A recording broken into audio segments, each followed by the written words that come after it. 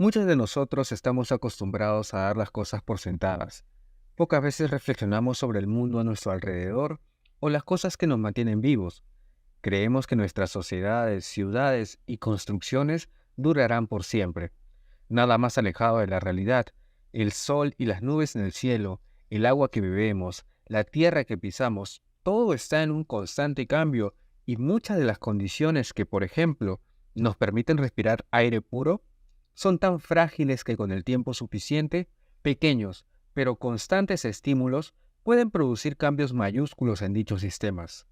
Es el caso del cambio climático, ejemplo perfecto de cómo la aparición de tecnologías que en su momento parecían milagrosas, a lo largo del tiempo han generado cambios a nivel global.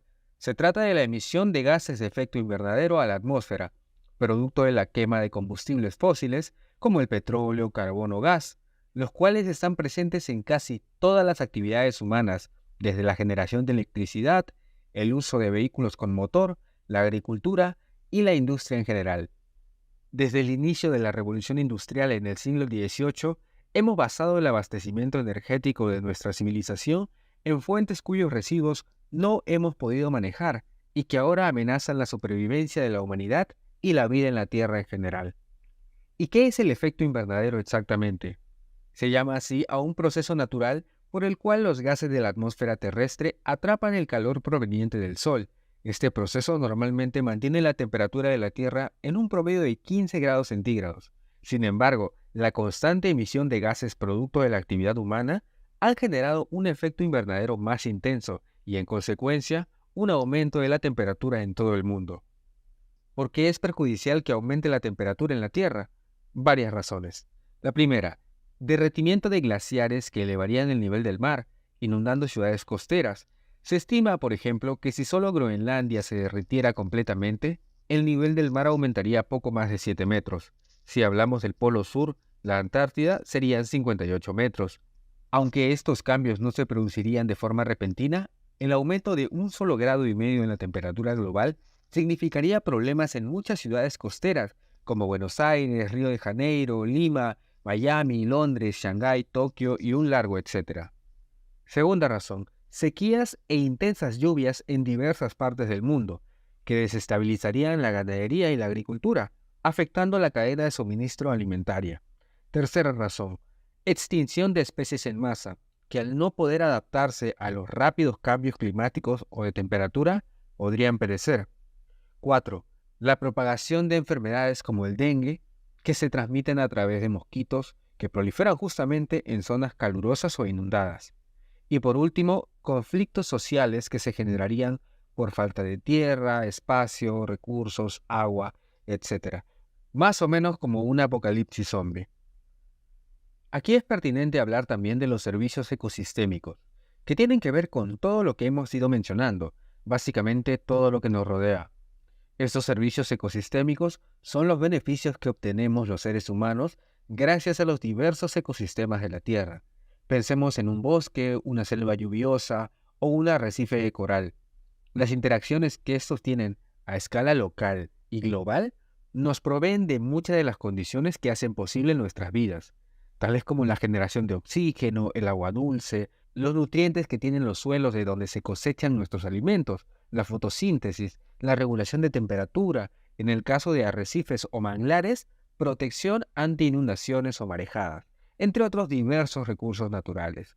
Todos estos pueden ser clasificados en servicios de provisión, de regulación, de soporte y protección.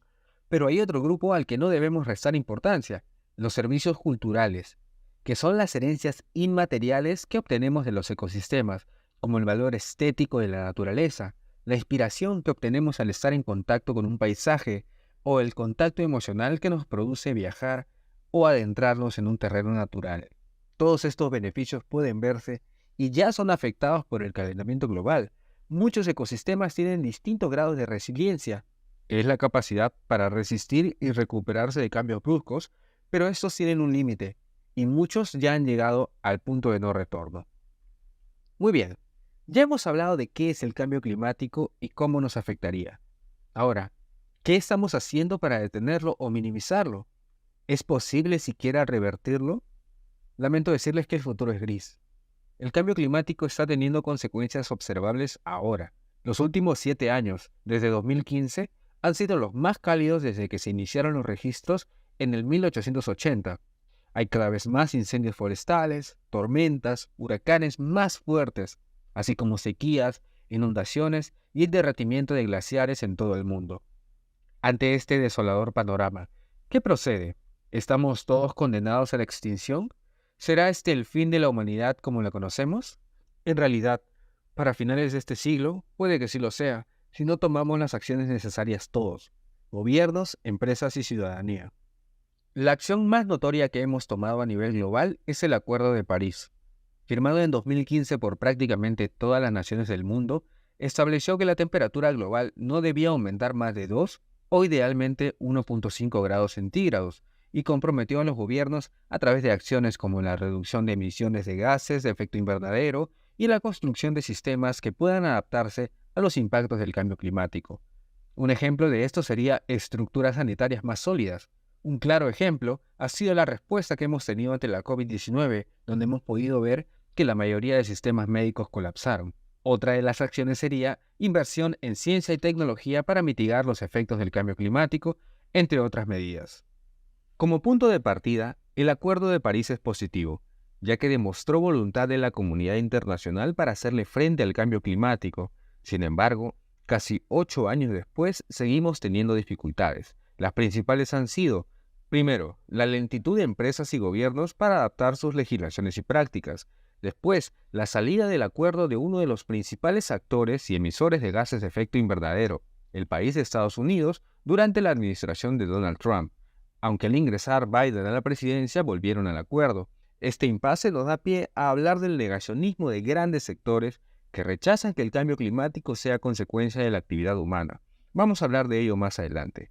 Otro de los factores, y quizás el principal, ha sido la pandemia de la COVID-19, lo cual tuvo un breve efecto esperanzador debido a las cuarentenas, que ustedes recordarán hicieron que las personas se queden en sus casas, dejen de usar los automóviles e hicieron que se detengan las emisiones.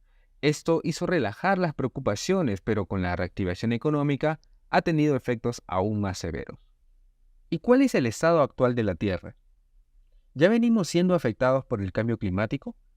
Vamos a recoger la información del recientemente publicado en febrero de 2023 sexto informe del Grupo Intergubernamental de Expertos sobre el Cambio Climático, el IPCC, de las Naciones Unidas, que podríamos llamar el observatorio mundial más importante sobre el cambio climático. ¿Qué nos dice el IPCC? Si bien el titular de la nota de prensa con la que publicaron este informe es "La acción climática urgente puede garantizar un futuro habitable para todos", a mí particularmente me parece que debería ser un poquito más directo. Quizás algo como: el calentamiento global de 1,1 grados centígrados ya genera devastadoras consecuencias en todo el mundo. Si no actuamos ahora, las poblaciones más vulnerables serán las primeras en ser afectadas. Algunas de las ideas que se extraen de este reporte es que, sin lugar a dudas, el cambio climático es responsabilidad de la especie humana, que los impactos en el ambiente y en las poblaciones humanas vienen siendo más severos de lo que se estimaba y que la desigualdad social se verá aumentada cuando los efectos del cambio climático sean más notorios.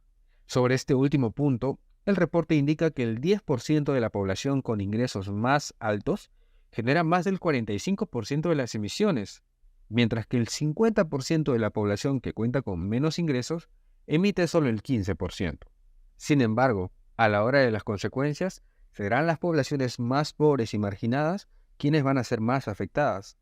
La lectura aquí probablemente no deba ser señalar con un dedo acusador a las personas que tengan más dinero, sino, a mi parecer, reflexionar sobre cuál es el significado que le hemos dado al éxito, al poder adquisitivo y a la comodidad, entendiendo que dicho estilo de vida está resultando ser nocivo para el planeta.